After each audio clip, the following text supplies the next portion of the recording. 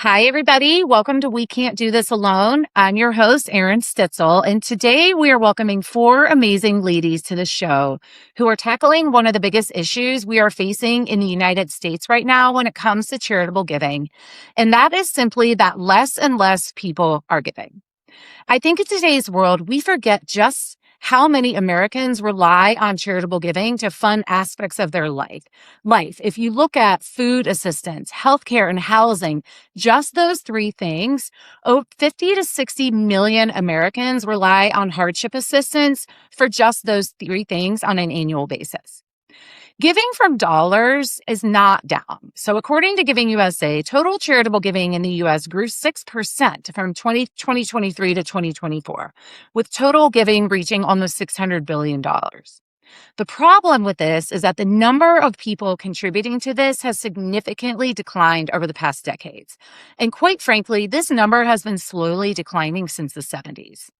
To give you an example, according to the Indiana University's Lilly School of Philanthropy, in the year 2000, 66% of individuals in America gave to a nonprofit. That number reduced to 45% in 2020. The bottom line is this: when giving is concentrated in the hands of fewer and fewer people, when something happens like an economic downturn, millions of people could lose services that they depend on every single day. So today I am so excited to welcome Danielle Hall, Krista Hall, Susie Strauss, and Mary Beth who are helping to tackle this problem through an organization that they recently started right here in Central Ohio called the 100 Strong. I'm so excited to get into this and share exactly what the 100 Strong is and to learn all about the good work that it's doing in really just a few months after its launch. So Danielle, Krista, Susie, and Mary Beth, welcome to the show. Thank you. It's great to have you guys on. So before we start and get into the good stuff, let's quickly just go around and introduce ourselves. Who we got with us? Let's say hello. I'm Danielle Hall. I have worked at Chase for about 17 years. I work in the mortgage industry. I'm an underwriter that teaches other underwriters overseas, actually. I work with Susie and Krista on the Victoria Strauss Foundation, and then, of course, the 100 Strong. Susie to me is Aunt Susie. She's my husband's aunt, but it's been so long that she's just Aunt Susie. Krista is my sister-in-law. And Mary Beth has been my friend for so many years that she's just an honorary part of this family. Thanks, Danielle. Mary Beth Knievi, and my day job is being the Senior Vice President of Martin Transport. So I oversee all of sales and marketing for North America, and obviously one of the founders of 100 Strong. Hey, my name is Susie Strauss. Danielle already introduced me as aunt to everyone, and I even consider myself an aunt of Mary Beth. So I am retired from what I did earlier in my life, and after my daughter passed in a tragic accident, I started the Victoria Strauss Foundation, and it keeps me busy every day. Thank you. Thanks, Aunt Susie. I'm Krista Hall. I'm a Central Ohio real estate agent, also a business owner. I run and manage a storage facility. I'm also a part-time teacher and part of the Victoria Strauss Foundation. Danielle, so you're the one that really got the 100 Strong moving. Can you give us a 30-second version of what the 100 Strong is? The 100 Strong is a group for women in Central Ohio who want to come together and give. It's very low commitment. You are donating $200 a year and 2 hours of your time every year. We have 2 meetings where, as a member, you have the privilege to nominate organizations that you believe in that serve the Central Ohio area. And then we randomly choose 3 of those. Those 3 organizations get to present at our meeting. And while we all sit there and listen, we get a 5-minute Q&A after, and then we get to vote right then and there on where our funds will go. So it's pretty exhilarating to give that much money in one night, but it's a way to take a small gift and turn it into something that's a huge impact. Well, I love that. And I'm a member, by the way. I'm a proud member of the 100 Strong.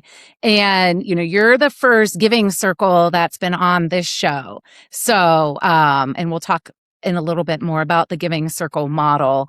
But I'm going to turn it over to Susie right now. So, Susie, your foundation that you started in honor and memory of your daughter is really at the heart of how this whole journey began. So, can you tell us about your daughter, Victoria, and what inspired you to start the foundation in her memory, if you wouldn't mind? Certainly. Victoria really is the beginning of all of this for me. She's the reason the foundation exists, and she's really the reason I keep going. So, Victoria and her brother were both adopted from Romania, and life in Romania wasn't great at that time. There was not a lot of hope or light in their lives. So, coming to America was the best gift they could have ever gotten. Victoria was a dancer. She started dancing at about the age of 5. She was a great kid. She was easy to deal with, but the dance was so much a big part of her life, and she lived through her dance. She danced when she was upset. She danced when she was happy. Um, her life could have gone in a completely different direction, but she chose joy and connection, and she chose that she loved people. She always wanted to be better, and she worked very, very hard at her dancing.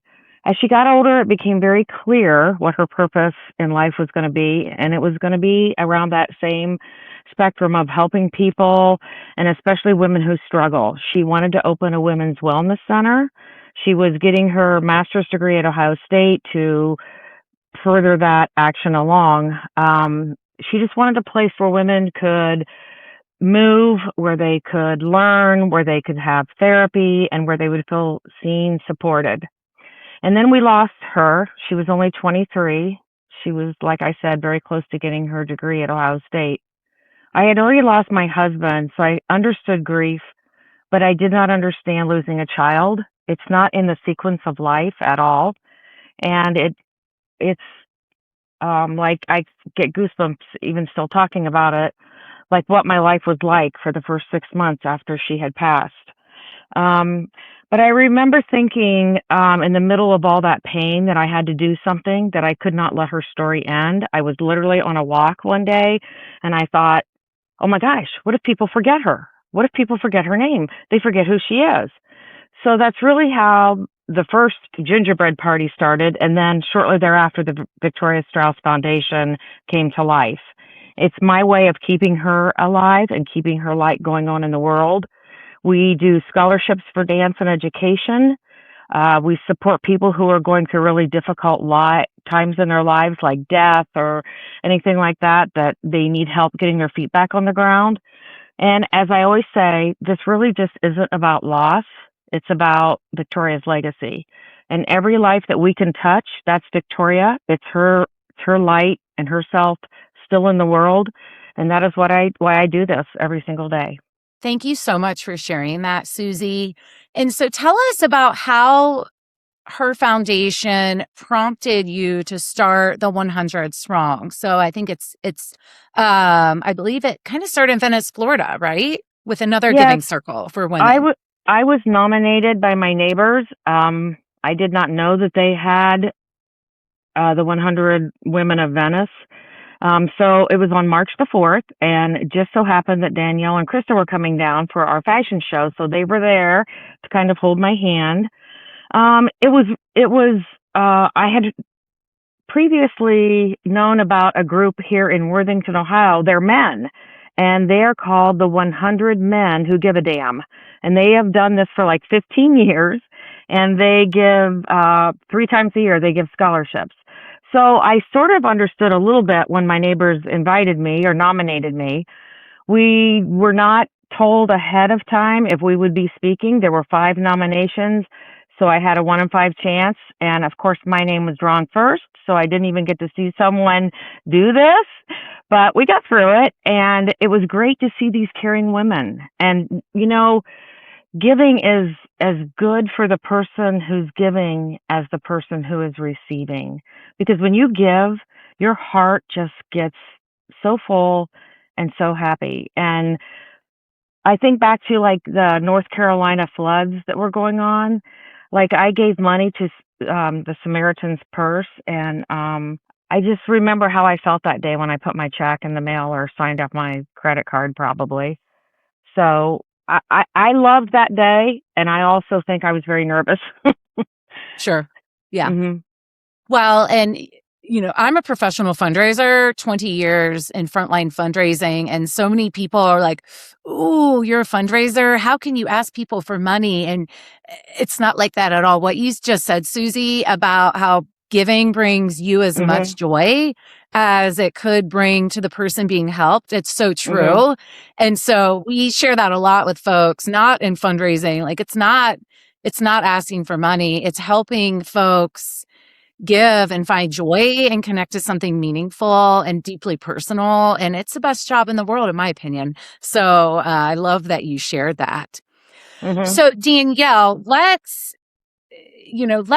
talk about, you were there at this fashion show, and Susie, I'm sure you did great in your presentation, but you and Krista, what made you think, okay, maybe we should bring this back to Central Ohio? Oh, so as she said, when we went there, we didn't even know if we would be presenting, and we felt every emotion.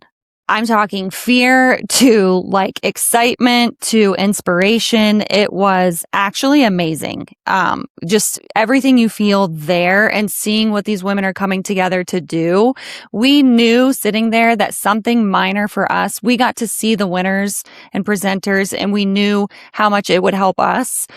We just knew the difference that it would make. So we knew if we created something small and easy here, that our friends would want to be a part of that. It's about building community, which we're going to talk about more in a second. So let's quickly talk through the model. Clearly, I mean, Danielle, you had talked about that a little bit. Krista, for someone hearing about this for the first time, thinking about this collective women's giving circle, or here's the 100 strong, walk us through exactly how it works here in Central Ohio. What's the commitment? What happens at the meeting? And I know you guys just had your first meeting 2 weeks ago. So tell us about that. Yeah. So as Danielle said, membership is simple. Members give twice a year before our meeting in the spring and in the fall.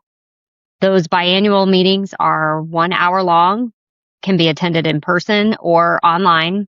We use donated spaces, so there's no cost to attend the meeting, no extras, no fundraising beyond that $100. The donations go straight to the selected charities through an online giving platform, so we don't handle money. At each meeting, those 3 selected nonprofits share a quick presentation. They get a 5-minute timed clock to present, and then members have a chance to ask questions and get answers from those groups. We vote, and who wins the vote gets the money. Simple. Simple as that. Yeah. Well, and quickly, how do charities get picked, Krista? So only our members can nominate a nonprofit. There's no limit to the number of nominations. 1 week before the biannual meeting, we announce a date. We conduct a screen recorded drawing that's complete with a timestamp using a random selection wheel that includes all the nominees. From that, it spins, and 3 nonprofits are selected to present. I love it. I love it. Well, and Mary Beth, so let's talk about your first meeting. So you were there. You had, I think, 245 people there, 245 members, or 245 members, probably not all of them present. But Mary Beth, tell us about this first meeting. What did that look like? How did it feel? Yeah, Erin. So prior to the first meeting, like you said, we had about 240-ish members sign up. And then out of that, 130 showed up in person. And then obviously we have the online option available too. So several members joined that way. And one word that I can, a couple words, it was empowering, and there's just so much energy. I think going into it, like we expected a lot, but then it ended up being so much bigger than what we anticipated. Um, and like Danielle and Krista mentioned, it honestly started as an idea, right, of 100 women giving back twice a year, $10,000 collectively. And I think we all had like this aha moment during the meeting that we were a part of something so much bigger, and it was going to be so much more impactful for every member and the Central Ohio community. Overall, it was just awesome. It was really cool to see. Well, and I think, so, I mean, again, as someone who's worked in philanthropy for many, many years, and I talk about this a lot. I'm in healthcare, and a lot of times it's patients who are giving, and a lot of times they'll make a $25 gift. And I think sometimes we shoot ourselves in the foot. Like if you turn on the news, you hear about Mackenzie Scott giving millions and millions of dollars to charities, or Warren Buffett, or, if you see a name on a building, obviously that takes a significant contribution. But in actuality, it is smaller gifts like $100 really fueling nonprofits all over the country. And I love the idea of this collective giving circle, because I'm a member and I know that, okay, $100, it doesn't seem like a lot, but you guys actually gave out $23,000 to charities. And I've also been on the board of a small nonprofit, and I know that's a lot of money to a smaller nonprofit to really keep the doors open and keep things going. And so, quite frankly, I really didn't even know what a giving circle was. That wasn't really on the radar even before you guys started this. So let's talk about that for a second. We know this is a decades old model. Giving circles have been around since the 70s or the 80s. You guys deliberately formed this to be a little bit different. So Danielle, can you talk about that? What makes the 100 strong a little bit different than some of the other older models that we might see or traditionally know? Well, there's a lot of things that make it different. We have to, give our thanks to the previous groups because they did really set the groundwork for this, but we learned so much from it. One thing that I think is so important is we're not letting anyone forget us. So we are on socials, we are on Grapevine sending messages, we are emailing, communicating, spotlighting our members. We're making it very active. We're having socials to keep people together. We do not have a committee that's making choices for you. A lot of groups like this do that, and they're kind of dictating what you're doing. Every single decision that has been made in this group, we made together. So everything goes up to vote. We don't really want that on us to be, telling everybody what the rules are. We want this group to belong to everyone. So that's exactly what we're doing. We're making every single decision together. And I think a lot of people find that very inspiring. Also, if you look at some of these older groups, like the group that was in Venice, Florida, the winner leaves with $100 checks from every single person. It's like kind of the old school way. We're not collecting 140 checks. We figured out a way, which we'll talk about in a bit, Grapevine, but to do it all online, one check goes to the organization, but also we're just not following all the same rules that they followed before. Like one winner gets all the money. We've made decisions to do a 70-20-10 split if we reach a certain amount of money. All these things were voted on. Well, and I think I voted for that as a member. I love that because, with the 3 charities, obviously 3 people on behalf of those charities are taking the time to come present, and it's 3 very worthy causes. So I love that all 3 are able to receive some support. Mary Beth, let's talk about the amount. So it's a $200 commitment for the whole year. Why was that decision made? Because we wanted overall to make it very low commitment, right? From the beginning, we wanted it to be easy to be a member. Giving up 2 hours of your time twice a year and $200. I know most women are busy, right? That's the real world. We all introduced ourselves. We all have families. We all have careers. We all have places where we give back. So many open mental tabs in our brain every single day, right? So we just wanted to make sure that this was a group that felt super easy and fun to give back collectively and to make an impact in Central Ohio. And, giving back, you could say, you write a check for $200, like you said, Erin, or $25, and it doesn't seem impactful because of mainstream media giving out millions. But when you can bring 250 250 women together and give back so much more, $25,000, that does feel very impactful. It so does. And Krista, let's talk about, and I mean, Danielle mentioned like your organization, you don't have to have a bank account. You don't have to have some of the overhead that a lot of nonprofits have to be able to function. How does that change who can really participate in this group? Yeah, I mean, not having those overhead things, it means that our impact doesn't have to be complicated. Like Danielle mentioned, every member has an equal voice. Any changes are decided by vote. We're not doing fundraising. We're not trying to constantly come up with new ways to ask the same people for donations year after year.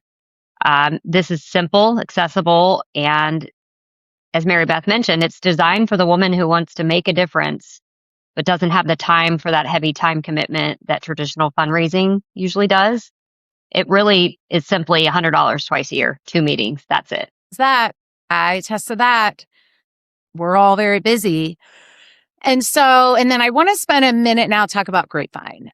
Grapevine is the platform that you all use to essentially make all of this go. And I was new to learning about Grapevine myself. So Danielle, can you share what is Grapevine? How does it work? How does it make the engine of the 100 Strong function?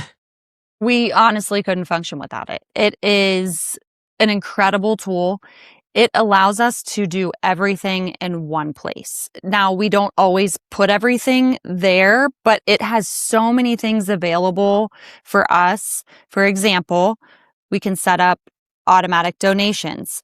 That has allowed us to have, we already have over $18,000 set up for the next meeting because 180 people did automatic donations. So now we know that money is coming. We're not collecting checks.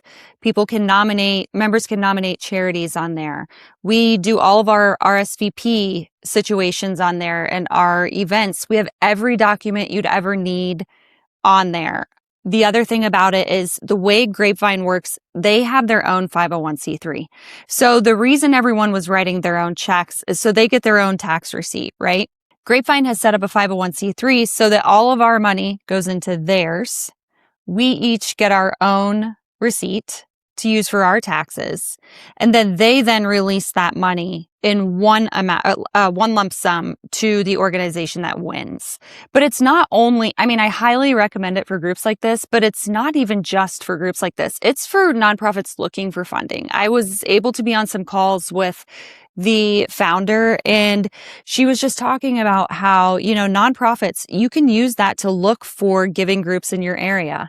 You can use it to set up automatic payments for people that want to do continuing payments for your own foundation. So the tools are really endless, but for this type of group, it's a no-brainer. They've quite literally covered everything that you can think of that you would need. You could fully function with just Grapevine. Well, and again, as someone who works in nonprofit, I love working in nonprofits, but sometimes we make things really complicated. And so Grapevine has made this so easy. Mary Beth, let's talk about, you have 250 members. You're not touching a single dollar. So how do you think that builds trust with your members? Well, I think it builds trust. And I guess just let me go back. So, being in a customer facing career for the last 24 years of my life, I've always built relationships off of honesty and transparency. And Grapevine just does that. And this group does that. It's all transparent. It's all member vote. We all have a voice, like we talked about. And it gives you the trust because you see where the money's going. You hear directly from the 3 nonprofits during the meetings. You can see where the money's going. Everything is available online.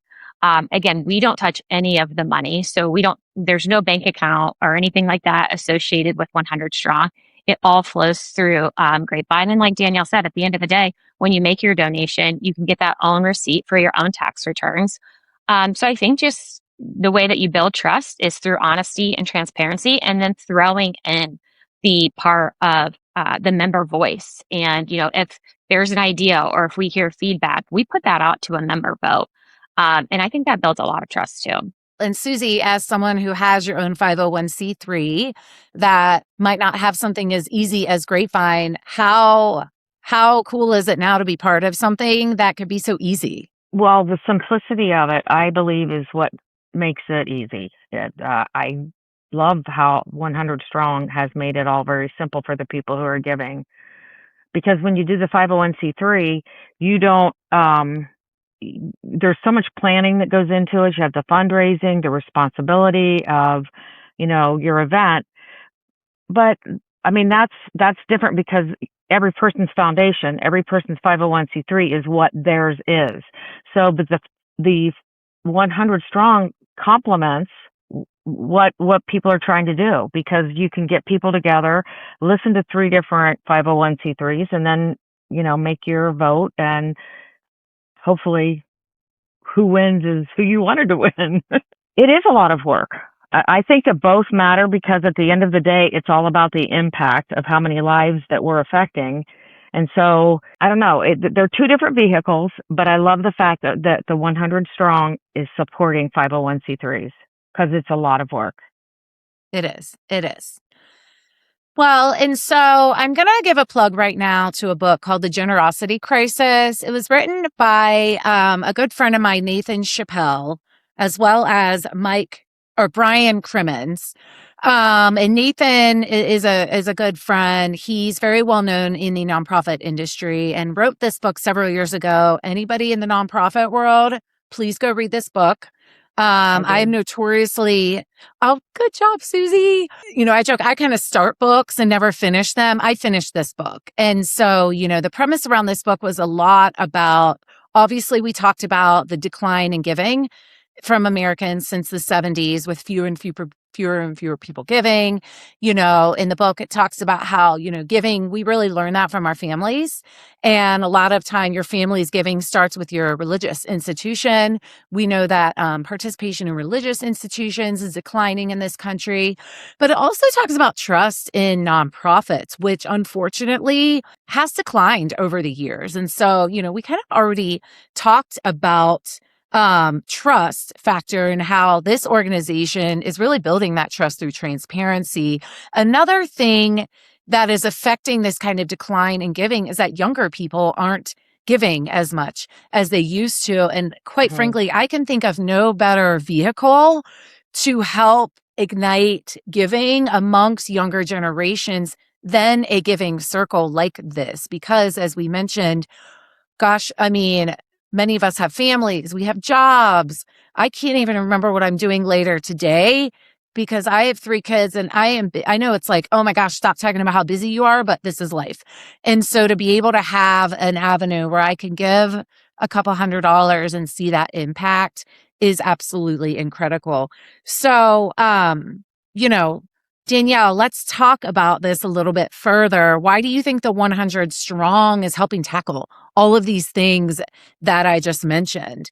And how is it helping in a way that like traditional giving to a nonprofit, it's different. So how is this better? I've worked on committees. I've worked on multiple, and it's a lot of work. It's very time consuming. It's hard to ask people for money. I know we kind of talked about that before. It just kind of depends who you are. It feels like a lot of rejection when you're asking for these larger amounts of money. This is a small amount of money, but it's making a huge impact. And you have a different way of communicating with that organization. You actually get to see them in person, talk to them. You feel it. You feel like you belong somewhere in this group. You feel like you're truly making a difference in this group, and you know where your money is going, and you have a voice, and you feel inspired. And I do just want to say, speaking of the ages, my niece is in this group, Krista's daughter. She's 25 years old. So for someone like her, she can afford to do this. She's not completely, she's newer to the workforce. She went to OSU, graduated, but it's not like she's settled into her family life and those things. A lot of people her age are not thinking about that, but she is thinking about that. And this could be someone that we could pass this group on to someday. She could have this reach to these younger people because it is so easy and accessible. I think that's what makes the difference here. It's just the feeling that you get when you're in that room and when you're watching these and you feel like you actually know where your money's going. Well, and Mary Beth, let's talk about trust really quickly. Dana, you just said we know where the money's going. Do you want to elaborate at all? How does this model help build that trust, maybe to somebody who might have lost trust in nonprofits? Clearly, this is hopefully doing the opposite. Yeah, I think it just goes back to the full transparency that we provide as a group, and that we provide through, our social media platforms and through Grapevine. We're very transparent. Every member vote that we send out, every member survey, we post the results. We email them, we put them on Grapevine, we put them on our social media platforms. So there's no hiding. We are full transparent. And I think that gives people a lot of trust, right, too. And then just like meeting us in person at the first meeting, understanding who we are, what we're doing, why we're doing it. And then like Danielle said, like meeting these charities in person too, getting to hear their stories, that builds trust. And again, I think Grapevine is an awesome platform. I never knew of it before this group, but everything that we've worked with on them, with them, and just being able to give all that member feedback, and then implementing things that give people more transparency and trust. I think it goes a long way. I really think that we're different, and it just goes back to our core values of transparency and, making sure our members have a voice. And then, we can say they have a voice, but then seeing the results in the member surveys is super impactful. Well, and Susie, when you were talking earlier in the episode about just how much better you felt after your daughter's tragedy that you could give. And, this group makes it possible for so many people to also give, honestly, at a lot of different income levels. How does that make you feel? I think it's great because some people can give $25. A lot of people probably could give $25. But people who might want to give $100, it's a complete different situation. And we have to think beyond just this meeting of 100 strong where we might meet these 501c3s, because you might get really attached to one of those 501c3s. And maybe down the road, you're going to say, you know what, I'm going to give them $500. I'm going to give them $1,000. I'm going to tell other people about this 501c3. Typically 501c3s, well, the ones that I kind of guess I think about the most because I'm little, I look at the little guy and it's hard. It's hard to get the money to fund what you want to do. I want to give way more than I am able to give, but you don't always get the donations. I'm looking at this from both sides, and so it's kind of interesting. So Danielle, first, when did you guys actually launch? I can't remember. Was that January? It was the very end of January. Yes. Okay, so end of January. We're in April. We're in like mid-April. You guys have 243 members? 250. 250 members. So that's absolutely incredible that you were able to grow that quickly. How did you do that?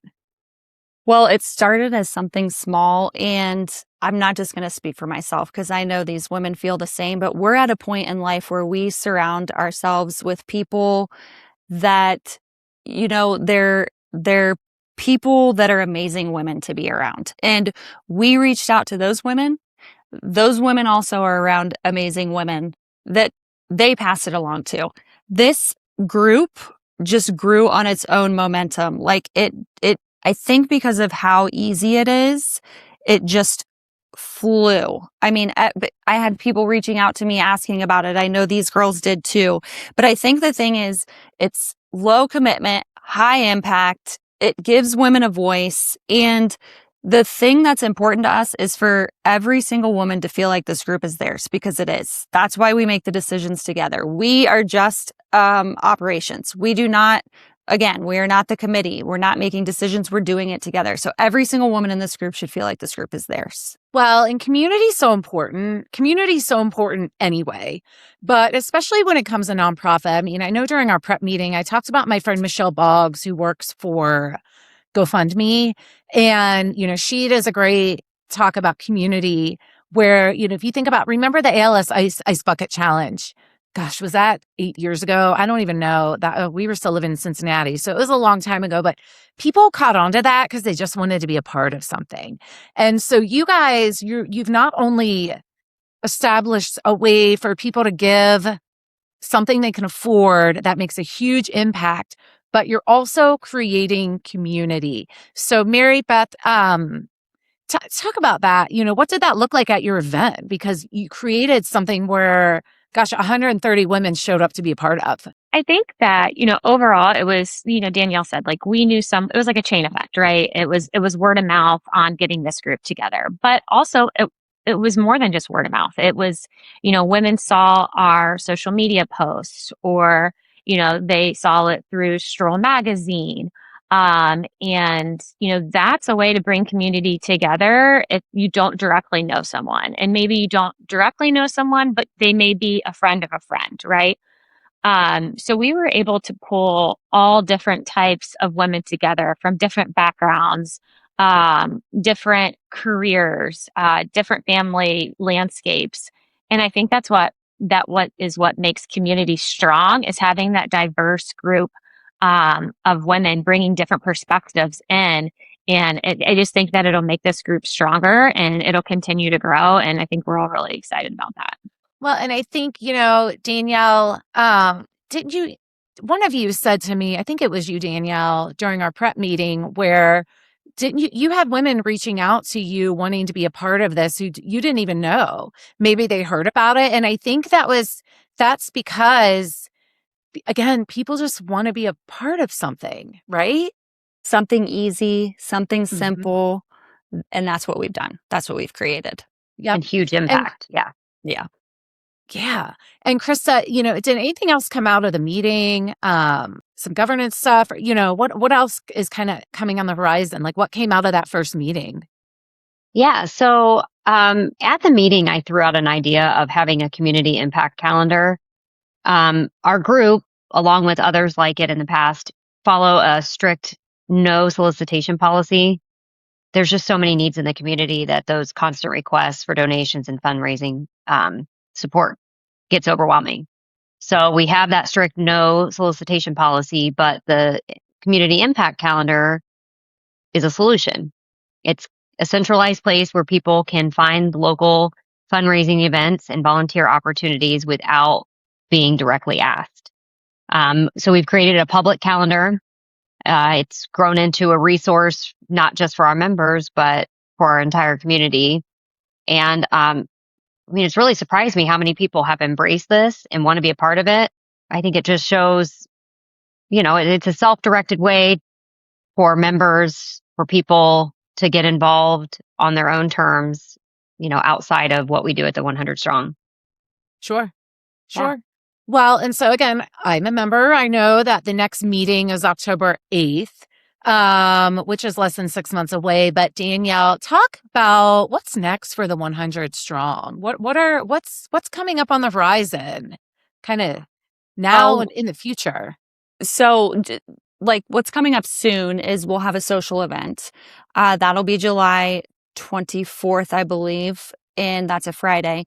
That's something optional. Yes, we're going to everything beyond the 1 hour meetings is optional. We're not asking for more, and we will always keep that promise. That's something that we've committed to and that each member has committed to. But we voted, and the group wants to do a women-owned business themed meeting. So we will feature a lot of our members and things, they've started as females in this space. But as far as the far off future, honestly, I really don't know, but I just cannot wait to see it. I feel like the unexpected has already happened. with how Sure. big this grew. So who knows now what's going to happen. I do think we'll be the largest group in Ohio. I think there's another group that has 300. I do think we'll be the largest group in Ohio. I think that will take no time. I'd love to get some corporate backing. That group in Florida, they have, for every meeting, they have a company that's giving a $5,000 check on top of the donation. So their 14,000 turned into 19,000. So that was wildly impactful. But yeah, we'd love to find someone to partner with, but honestly, we don't know what this group will be. We'd love to set up a subgroup that's $1,000 tier, which, is completely optional, but there's a group in Florida that's this year, I think they're giving $1 million. It's in Sarasota. They get to support 10 different organizations because but it's a much more involved process, but that is something that we would like to do in the future. That is so cool. Yeah. I mean, I had no idea about that group in Sarasota, but we have to dream, right? And you guys have big dreams and you probably, 100 strong. It's actually the 100 or the 250 strong right now and going, right? You're just going to keep growing and growing. What advice do you have for somebody who wants to start a giving circle? You just have to do it. You just have to do it. If your gut says to do it, you need to do it. We talked about it, Krista, Susie and I, after that meeting, before that meeting. I didn't even tell anyone I was going to make a website. I sat there one Sunday all day. I have no business making a website, but I did it and I just launched it and started texting people. So I almost I felt a little scared, and maybe that's why I didn't bring it up to everyone, just because I didn't know what would happen, but it turned out to be amazing. Obviously, I would definitely say follow your gut, but start with Grapevine. That's the only mistake we made, is we didn't start with Grapevine. But yeah, you just have to do it. Well, I love that. Just like with anything, we have to do it. So, okay, we're going to wrap up. Obviously, we know this podcast is called We Can't Do This Alone. Okay. And I, quite frankly, can't think of any group that is more suited to be on this podcast, because obviously this is 250 women coming together collectively to make an impact, not making $100 contributions alone. And so truly it is at the heart of what this podcast is all about. So as we wrap up, Danielle, I'm going to ask you, we can't do this alone. We can't do the 100 strong alone, because I think it's because women, when they come together, they're unstoppable. And we've proven that. I love it. I absolutely love it. So all of you, can you guys finish that sentence just like Danielle did? We can't do this alone. We can't do the 100 strong alone, because, Mary Beth, let's go to you. Because impact doesn't happen in isolation. One person can care, but a group can create change. Susie, what do you think? I think the more people you have involved, the more money that will be sent out. And it's great for these 501c3s. It absolutely is. And last but not least, Krista. We can't do this alone, because meaningful impact happens when community comes together. It absolutely does. Okay, everybody. Well, I cannot thank you enough for coming onto the show, ladies. Sharing about your group. First and foremost, to all of our listeners, you can find the 100 Strong on social media. And we'll be promoting those links when we promote the show. So if you're in Central Ohio, or honestly, you probably don't even have to be in Central Ohio to join. If this is something that's resonated with you, contact Danielle or any of these other ladies, because as we have shared, it's certainly very easy to be a member, and your $200 a year can make a huge impact. And so anyway, I just want to thank you, Danielle, Susie, Mary Beth, and Krista. Thank you so much for coming onto the show. Thank you for having this idea that has grown tremendously, even in just 3 months. And I personally cannot wait to see where this goes and to see the impact that you will continue to make in Central Ohio. So all of our listeners, thank you so much for being with us here today. I'm Erin Stitzel. This is We Can't Do This Alone. Thank you for joining us, and we will see you next week. Thank you. Thank Thanks, you. Erin.